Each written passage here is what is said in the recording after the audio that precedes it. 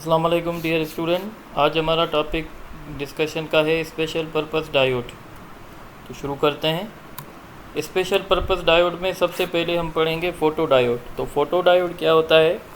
Photo diode एक semiconductor diode होता है जो हमेशा रिवर्स ब्यास में चलता है। ये बात याद रखिएगा कि फ़ोटो डायोड जो है वो हमेशा रिवर्स ब्यास में चलता है। अगर हम इसकी कंस्ट्रक्शन देखेंगे तो क्या है, इट हैज़ अ, यानी ये भी एक पीएन जंक्शन होता है। It has a small transparent window that allows the light to strike the junction.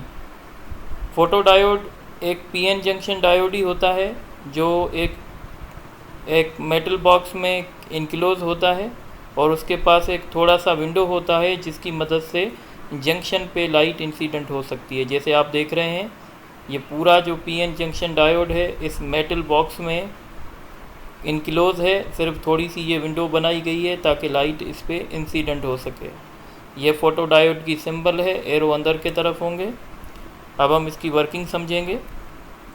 तो वर्किंग समझने के लिए सबसे पहले आपके पास रिवर्स ब्यास में जो लीकेज करंट फ्लो होता है वो थोड़ा सा समझ में आना चाहिए। तो मैंने बताया था कि लीकेज करंट हमेशा थर्मली जनरेटेड इलेक्ट्रॉन और होल्स की वजह से होते हैं। तो जब थर्मली जनरेटेड इलेक्ट्रॉन्स और होल की माइग्रेशन होती है तो उसकी वजह से एक करंट फ्लो करता है। उस करंट को यहाँ पे मैं I0 से शो कर रहा हूँ। अब आप समझें, ये हमारा एक फ़ोटो डायोड है जो रिवर्स ब्यास है। पी टाइप नेगेटिव के साथ लगा हुआ है और एन टाइप पॉजिटिव के साथ लगा हुआ है। तो ये रिवर्स ब्यास की कंडीशन है। अब ये डिप्लेशन रीजन है और आपको पता है रिवर्स ब्यास में डिप्लेशन रीजन की साइज़ बढ़ जाती है। अब आप समझें, इस रीजन में हमने लाइट इंसिडेंट करवाई। जब इस रीजन में लाइट इंसिडेंट होगी, यहाँ पे न्यूट्रल एटम होते हैं, तो यहाँ पे जब लाइट इंसिडेंट होगी तो न्यूट्रल एटम में से एक इलेक्ट्रॉन निकल जाएगा। जब एक इलेक्ट्रॉन निकलेगा तो हम कहेंगे एक होल भी प्रोड्यूस होगा। तो सिंपल वर्ड्स में हम कहेंगे, जब डिप्लेशन रीजन पे लाइट इंसिडेंट करेगी तो इलेक्ट्रॉन और होल पेयर क्रिएट होगा। जब इलेक्ट्रॉन और होल पेयर क्रिएट होगा तो एक्सटर्नल इलेक्ट्रिक फील्ड की वजह से, जैसे आप देख रहे हैं, एक्सटर्नल इलेक्ट्रिक फील्ड हमेशा नेगेटिव से शुरू होती है पॉजिटिव तक। तो एक्सटर्नल इलेक्ट्रिक फील्ड की वजह से ये जो हमारे इलेक्ट्रॉन्स होंगे वो इस तरफ फ्लो करेंगे और ये जो हमारे होल्स होंगे वो इस तरफ फ्लो करेंगे और इसी तरीके से जो है हमारा करंट जो है वो फ्लो करेगा। अब करंट जो हमारा फ्लो करेगा वो डिपेंड करेगा इंटेंसिटी ऑफ लाइट पे। अगर लाइट की इंटेंसिटी ज़्यादा होगी तो हमारे पास number of electron and holes ज़्यादा होंगे तो करंट भी ज़्यादा होगा। तो ये जो करंट है जो रिवर्स ब्यास की वजह से, ये जो करंट है जो लाइट की वजह से फ्लो हो रहा है, इसको मैं IS से शो कर रहा हूँ और इसको शॉर्ट सर्किट करंट भी कहते हैं। तो टोटल करंट जो फोटो डायोड में फ़्लो करता है वो I फ्लो करेगा और I इन दोनों करंट का सम होगा। IS जो होगा वो शॉर्ट सर्किट करंट होगा। IO जो होगा ये रिवर्स ब्यास में जो लीकेज करंट होता है वो होता है। यहाँ पे हम इसको डार्क करंट कहेंगे। डार्क करंट मतलब जब हम इसके ऊपर लाइट इंसिडेंट नहीं करवाएंगे तो इसमें थोड़ा बहुत करंट फ्लो करेगा, जिसको हम लीकेज करंट भी कहते हैं। और डार्क करंट इसलिए कह रहे हैं क्योंकि हम कोई लाइट इंसिडेंट नहीं कर रहे हैं और ये बहुत छोटा सा होता है। तो मैंने थ्योरी में लिखा है, आप समझ सकते हैं। विथ नो इल्यूमिनेशन, जब हमने लाइट इंसिडेंट नहीं की, there exist a leakage current. तो यहाँ पे लीकेज करंट फ्लो करेगा और इस लीकेज करंट को हम कहेंगे dark current.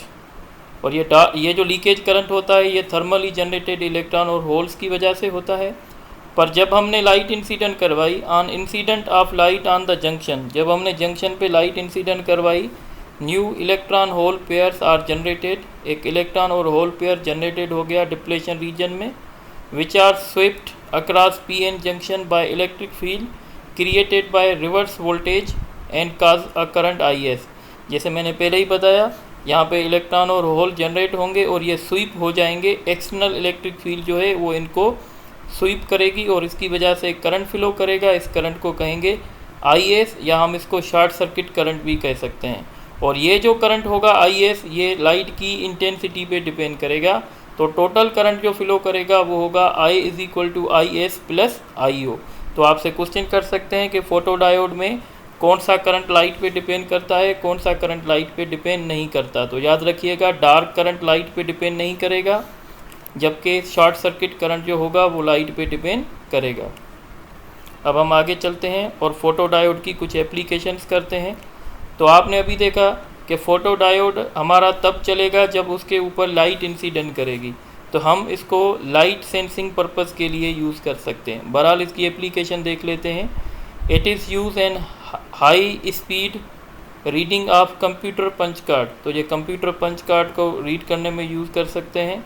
Light detection system, ये लाइट डिटेक्शन सिस्टम पे यूज़ कर सकते हैं। इसका एक एग्जांपल दे दूं, जैसे हमारे पास अलार्म होता है, तो अलार्म जो होता है उसको हम मतलब विंडो के नज़दीक रखते हैं और जैसे ही सुबह होती है तो उसके ऊपर लाइट इंसिडेंट हो जाती है और हमारा अलार्म जो है वो रन हो जाता है और हमें पता चल जाता है कि सुबह हो गई है। तो ये लाइट डिटेक्शन सिस्टम में हम इसको यूज़ कर सकते हैं। या सपोज़ करो हम किसी रूम में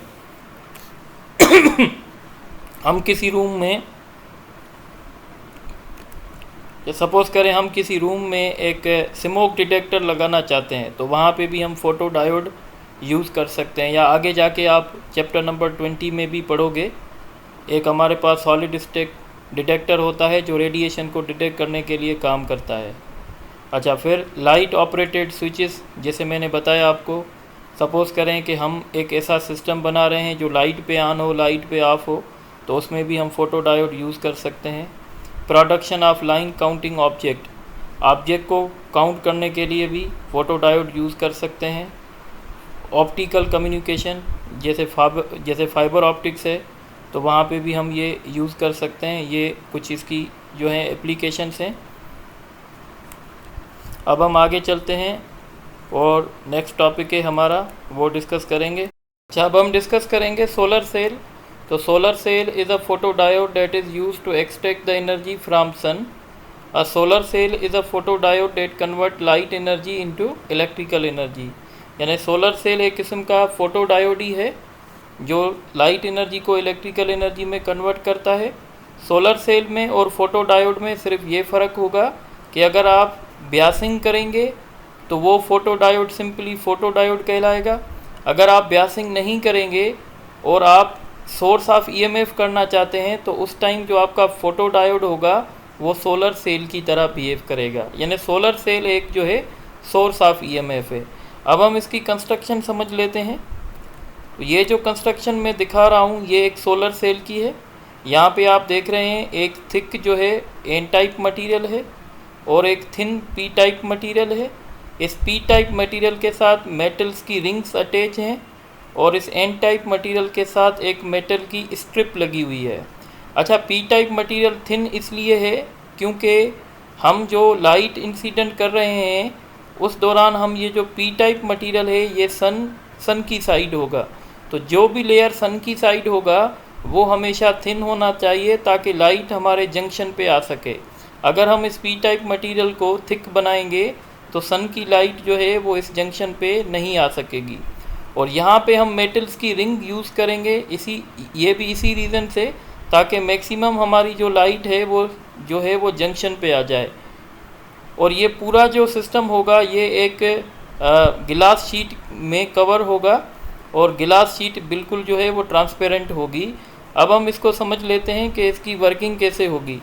तो जैसे आपने देखा है कि जैसे ही जंक्शन पे लाइट इंसिडेंट होती है तो एक इलेक्ट्रॉन और एक होल जो है वो क्रिएट हो जाता है। जंक्शन की इलेक्ट्रिक फील्ड की वजह से ये जो हमारा इलेक्ट्रॉन क्रिएट होगा जंक्शन पे ये एन टाइप मटेरियल पे आ जाएगा और जो होल होगा वो पी टाइप मटेरियल में आ जाएगा।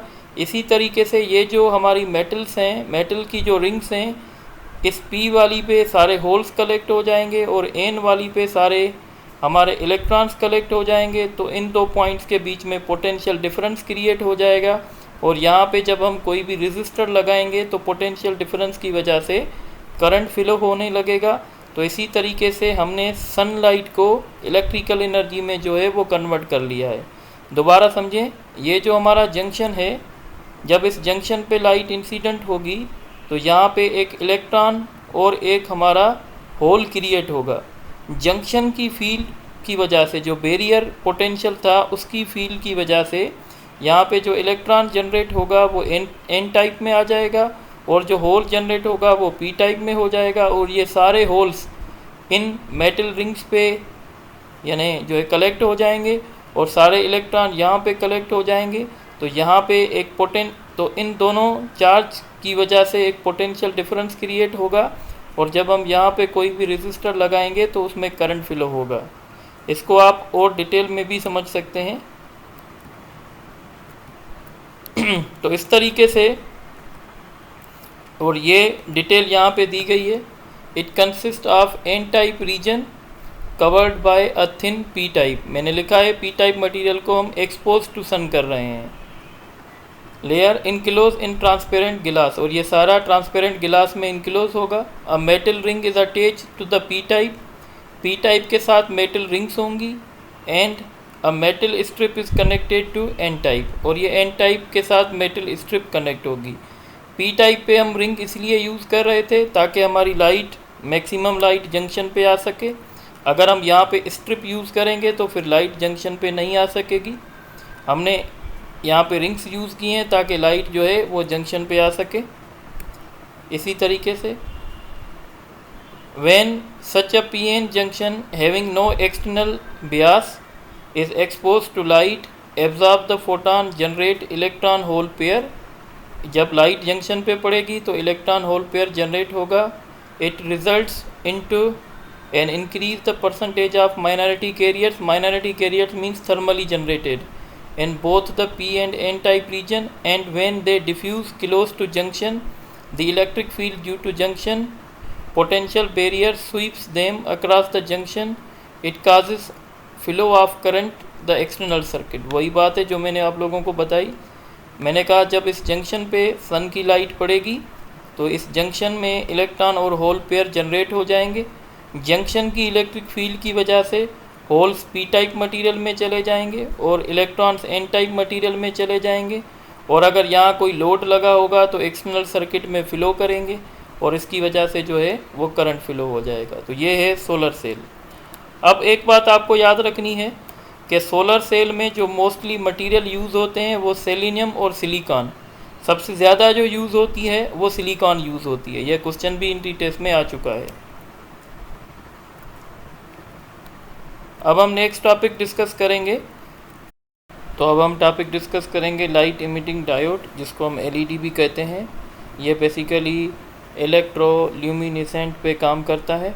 इलेक्ट्रोल्यूमिनेसेंट एक ऐसा प्रोसेस है जिसमें इलेक्ट्रिकल एनर्जी जो होती है वो लाइट एनर्जी में कन्वर्ट हो जाती है। ऐसा प्रोसेस जिसमें इलेक्ट्रिकल एनर्जी लाइट एनर्जी में कन्वर्ट हो जाएगी उसको इलेक्ट्रोल्यूमिनेसेंट कहेंगे।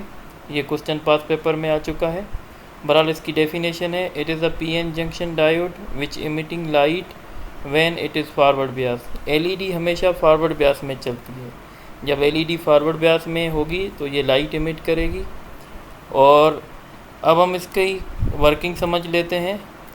तो लाइट इमिटिंग इस हिसाब से होगी, जब आपका डायोड फॉरवर्ड ब्यास होता है तो आपको पता है एन टाइप से इलेक्ट्रॉन पी टाइप में जाते हैं। तो जब एन टाइप से इलेक्ट्रॉन पी टाइप में जाते हैं तो ये पी टाइप में जाके होल के साथ रिकम्बाइन होते हैं। जब ये होल के साथ रिकम्बाइन होंगे तो ये वाला जो इलेक्ट्रॉन है जब एन टाइप मटेरियल से जाकर पी टाइप मटेरियल में होल के साथ रिकम्बाइन होगा तो ये अपनी एनर्जी लॉस करेगा, और ये जो एनर्जी लॉस करेगा वो फोटॉन के फॉर्म में करेगा, वो लाइट के फॉर्म में करेगा, और इसी तरीके से हमें लाइट जो है वो मिल जाएगी। तो यहाँ पे मैंने लिखा है in forward bias the electron from N type cross the junction and combine with the holes in P type material and due to this recombination they emit light. यानी जब इलेक्ट्रॉन एन टाइप मटेरियल से P type material में जाएंगे junction cross करके तो वहाँ पे वो होल्स के साथ रिकम्बाइन होंगे, और जब इलेक्ट्रॉन होल के साथ रिकम्बाइन होगा तो इलेक्ट्रॉन अपनी एनर्जी लॉस करेगा और वो एनर्जी फोटॉन के फॉर्म में होगी। तो ये पूरा एलईडी का प्रोसेस था। अब हम एलईडी की सिंबल देख लेते हैं। तो ये जो है एलईडी की सिंबल है, याद रखिएगा फोटो डायोड अगर बाहर के तरफ होंगे इसका मतलब है ये लाइट इमिट करेगा, तो हम इसको एलईडी कहेंगे। और अगर ये एरो अंदर के तरफ होंगे तो ये फोटो डायोड की सिंबल होगी। अच्छा, एक इम्पॉर्टेंट बात याद रखें कि एलईडी किस कलर की लाइट इमिट करेगी वो डिपेंड करेगा कि एलईडी कौन से मटेरियल की बनी हुई है। तो एलईडी अगर यानी एलईडी जो लाइट इमिट करेगी वो डिपेंड करेगी मटेरियल कौन सा है एलईडी के अंदर। ये क्वेश्चन भी 2-3 मरतबा आ चुका है। अगर आपकी एलईडी गैलियम आर्सेनाइड फास्फोरस की बनी हुई है तो ये रेड कलर की लाइट इमिट करेगी, और अगर गैलियम फास्फाइड की बनी हुई है तो ये ब्राइट रेड या ऑरेंज कलर की लाइट इमिट करेगी। तो ये आपको 2 कलर याद रखने पड़ेंगे। अगर गैलियम आर्सेनाइड और फास्फोरस की बनी होगी तो रेड कलर की लाइट इमिट करेगी, और अगर गैलियम फास्फाइड की बनी होगी तो ब्राइट रेड या ऑरेंज लाइट इमिट करेगी। तो ये बात भी याद रखिएगा, the colour of light emitted by LED depends upon the material of LED. तो ये पूरे टॉपिक्स थे जो मैंने आपसे डिस्कस किए। तो इंशाल्लाह नेक्स्ट लेक्चर में हम इसके ऊपर एमसीक्यूज़ भी डिस्कस करेंगे।